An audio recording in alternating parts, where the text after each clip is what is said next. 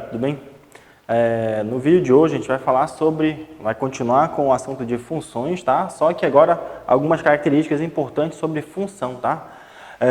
Primeiro, o assunto, o segundo assunto lá do semi-extensivo está dizendo o seguinte, funções injetiva, sobrejetiva e inversões de funções. Então esses três conceitos que a gente vai ver hoje, tá? Então olha só, primeiro, função injetiva ou, se você desejar, injetora, que na verdade é uma função injetiva ou injetora. Dado uma função f de A em B,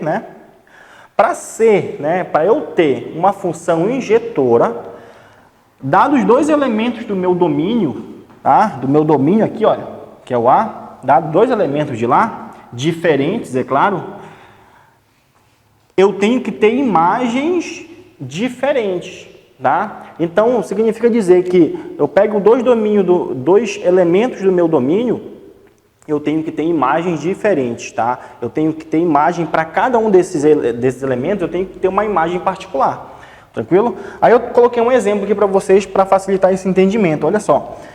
Conjunto A e o conjunto B, meu domínio e meu contradomínio, olha só. O 3 aqui, a imagem do 3 é quem aqui, quando eu aplico uma função? Apliquei a função aqui, uma função qualquer, peguei 3, apliquei a minha função e encontrei como imagem o 7. Peguei o 6 aqui, apliquei a função e encontrei como imagem 12, perdão. Peguei o 5, apliquei a minha função e encontrei como imagem 15. E se você prestar atenção, os 3, o 6 e o 5 são elementos diferentes. E se você olhar para o meu contradomínio, eu tenho imagens diferentes. Galera, tem que lembrar aí sobre conjunto, tem 3 elementos importantes lá sobre conjuntos, que é o domínio, contradomínio e imagem, tá? A imagem, ela está aqui dentro, é um subconjunto do meu contradomínio, tá? É onde, olha, particularmente, onde a flecha alcança, Então eu pego do 3 até o 7, o 6 até o 12, do 5 até o 15, o 7, o 12 e o 15 é a minha imagem, tranquilo? E o meu contradomínio aqui é todo o conjunto B, olha, 7, 12, 15 e 0, tranquilo? Então, olha, para ser função injetora, eu tenho que satisfazer essa situaçãozinha aqui, Dados dois elementos distintos, diferentes do meu domínio, eu tenho que ter imagens diferentes no meu contradomínio. Tranquilo, galera? Aí isso aqui eu coloquei graficamente, Se você olhar para cá, eixo Y, o eixo das ordenadas, o eixo X, o eixo das abscissas. Cada imagem aqui, olha, Y1 e Y2 tem um domínio, um domínio, um elemento de domínio diferente, x1 e x2, tranquilo? E agora a gente vai falar sobre função sobrejetora, tá?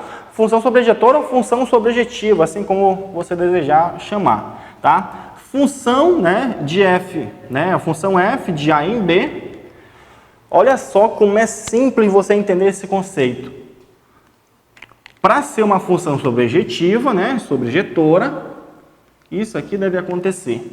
A minha imagem deve ser igual ao meu contradomínio, ou seja, todos os elementos do meu contradomínio têm que ter uma flecha apontada para ele.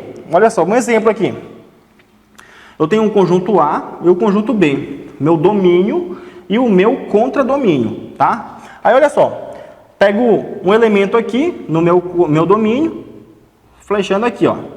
Do 1 vai para o 4, do 2 vai para o 5, do 3 vai para o 6. Olha só, todos os meus elementos do meu contradomínio estão sendo utilizados. A minha imagem, a imagem do 1 é o 4, a imagem do 2 é o 5, a imagem do 3 é o 6. Então, quando isso acontecer, quando o meu contradomínio, que é 4, 5, 6, for igual à imagem, 4, 5 e 6, eu tenho uma função sobrejetora. Tranquilo? Graficamente é aqui, ó, galera. Quaisquer números aqui, ó, que você pegar, você vai ter, nesse gráfico aqui uma imagem.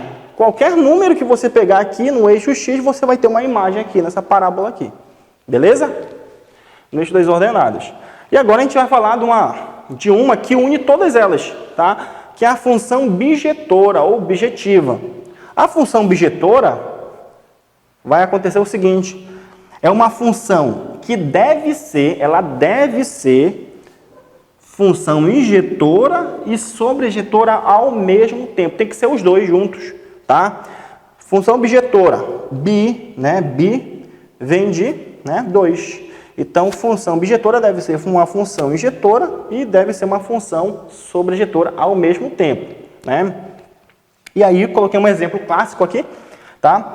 Exemplo, coloquei o meu domínio aqui, 1, 3, menos 3 e menos 5. O meu contradomínio, 2, menos 2, 0 e 3. E aí, olha só, cada elemento está sendo relacionado, né? Cada elemento do meu domínio tem uma respectiva imagem, logo, elementos diferentes têm imagens diferentes, tranquilo, é injetora. Todos os elementos do meu domínio, meu contradomínio, perdão, está sendo utilizado. Logo, isso aqui é uma função bijetora. Tranquilo? É claro que existem funções que são injetora, tá? Existem funções que são sobrejetora, né? E existem funções que são os dois ao mesmo tempo, função bijetora e função injetora, função sobrejetora. E existem funções que não é nenhuma nem outra, tá? Tranquilo? Então, pensem bem sobre isso, tá? Faça a revisão sobre esse assunto, tá? E agora a gente vem com o último tema, que é funções inversas. A gente vai fazer uns exercícios aí para a gente complementar. Então, galera, função inversa, né? Dada uma função bijetora de f de a em b, existe uma função, né, denotada como f de elevado a menos 1, tá? Isso aqui não é potenciação, tá? É só uma nomenclatura. É só o símbolo para representar a função inversa. De B em A, olha só, inverte o domínio com o contradomínio. Denomina-se inverso da função f. Então, olha só, galera, umas características importantes que você precisa destacar aí. Olha só, para eu ter uma função inversa, para existir uma função inversa, para que exista a inversa, é necessário que a função ela seja bijetora, ou seja, ela seja injetora e sobrejetora ao mesmo tempo. Tranquilo? Porque justamente para acontecer isso, olha só, porque a função inversa, ela vai fazer o quê? Eu tenho a função f de a em b, a função inversa vai fazer o contrário, vai pegar o elemento daqui e vai jogar para o conjunto, para o meu domínio, tá? Então, olha só, a inversa vai fazer isso aqui, ó, o contrário. Isso aqui era o meu contradomínio, agora é o meu domínio na inversa. E aqui era o meu domínio, virou o meu contradomínio na inversa. Então, olha só, inverteu. Então, para que exista a inversa, né, é necessário que a função ela seja bijetora. Aí eu coloquei um exemplo aqui, graficamente, para a gente justamente perceber essa relação. Olha só, dada a função, né, tem a função de a em b, aplico aqui, ó, 0, 2, 4, os meus elementos, a minha função, eu consigo a minha imagem lá, olha só, 0, aplico a função, tenho 6, aplico 2, né, tenho 8, aplico o 4 na minha função, eu tenho 10, né, o meu domínio é igual, o meu contradomínio aqui é a minha imagem, né, é igual a minha imagem, os elementos diferentes têm imagem diferente, então essa função ela é bijetora. Aí olha só, que acontece na função inversa, né? Que é f elevado a menos 1. Muda, tá? Contrário agora. O que era o meu contradomínio virou meu domínio e o que era o meu domínio virou o contradomínio. Olha só, vai pegar o 6, né? Que estava no meu contradomínio, vai levar até o elemento lá do meu domínio. Olha só, 8 vai para o 2, do 10 vai para o 4, né? Caso a função ela não seja bijetora, isso aqui vai cair numa situação onde eu não vou ter uma função, tá? Quando eu tento fazer a função inversa, eu não encontro, na verdade, o que eu vou obter aqui vai ser uma situação onde eu não vou ter uma função, tranquilo? Aí você pode testar aí, tá? E aí, galera, como é que a gente encontra a lei de formação dessa função? Olha só como é simples. Coloquei como observação, tá? Tá aí no livro de vocês.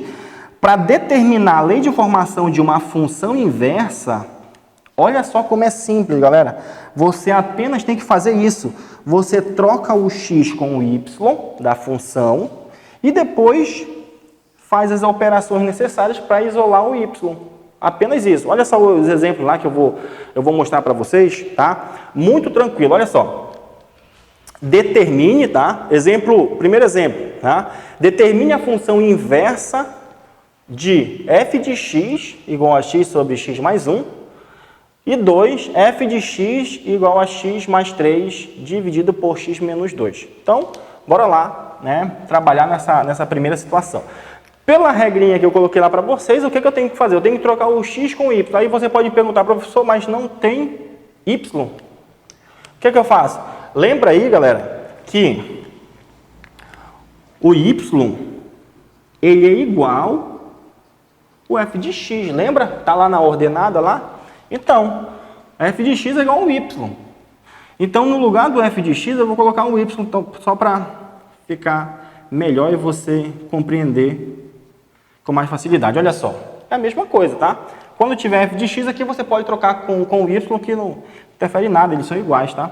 Aí, olha só, o que tem que fazer? Eu tenho que trocar o x com o y. Onde tiver x, eu coloco o y, e onde tiver y, eu vou colocar x. Troca aí, ó, inverte. X para cá, y para lá. Y, só que aqui tem y, tá? Aqui tem x, tá?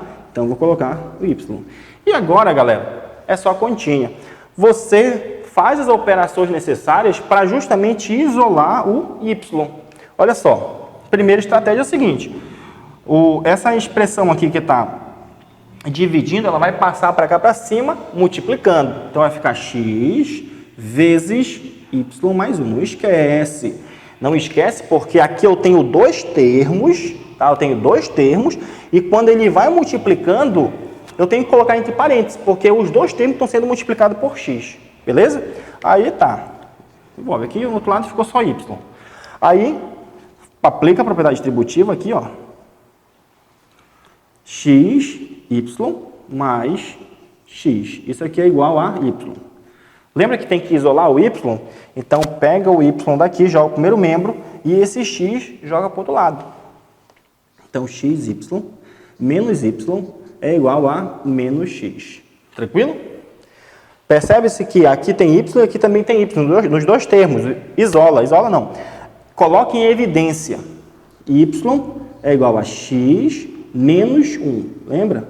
Olha aí. Y vezes x, xy. Y vezes 1, menos 1, dá menos y. Tranquilo? Então tá certinho. E agora, o que você faz? Pega essa expressão, porque você tem que isolar o y, e joga para o outro lado. Menos x dividido por x menos 1. Acabou a questão. Está aqui a inversa. Tá aqui a inversa. Se você quiser, né, colocar em função, né, utilizar essa expressãozinha aqui, tá? Não tem problema, você pode colocar f de menos 1, né, de x. Isso aqui é igual a menos x sobre x, menos 1. Tranquilo? Não tem problema, é a mesma coisa, tá? Aí a gente vai para o último exemplo aqui para a gente finalizar. Lembra aí, ó? O y é igual a f de x. Então, já vou fazer a troca logo, tá? No lugar do y aqui, eu vou colocar o x, tá? Então, o x vem para cá e o y vai para lá. Então, vai ficar y mais 3 dividido por 1 menos 2y. E agora é só continha, galera. Esse cara que está dividindo passa multiplicando. Então, vai ficar x vezes 1 menos 2y igual a y mais 3. Tranquilo? Aí, olha, aplica a propriedade distributiva aqui. Bem fácil, né? X, né? X vezes 1 dá x. Menos x vezes 2y dá 2xy. Ou 2yx, tanto faz. A ordem dos fatores não altera o produto, tá? Y mais 3. Aí o que você faz? Você não tem que isolar o x, o y, né? Você pega esse carinha aqui e joga para cá, primeiro membro. Fica menos 2xy, menos y, 3, esse x que está aqui no primeiro membro joga para lá. É claro que vai com o sinal trocado. Só que aqui, olha, você percebe uma coisa, tá muito feio, né? Tem um sinal negativo aqui, né? O y vai ficar negativo, então o que você faz? Multiplica tudo por menos 1. Né? Multiplica tudo por menos 1. Porque o que eu vou isolar aqui não pode ficar negativo. Então, né? Não vai alterar em nada, tá, gente? Mais y igual a x, menos 3. Aí, ó, não altera em nada. Agora, o que você faz? Percebe-se que aqui tem y e aqui também tem y. Coloque em evidência o y. Fica 2x, lá dentro fica 2x, mais 1.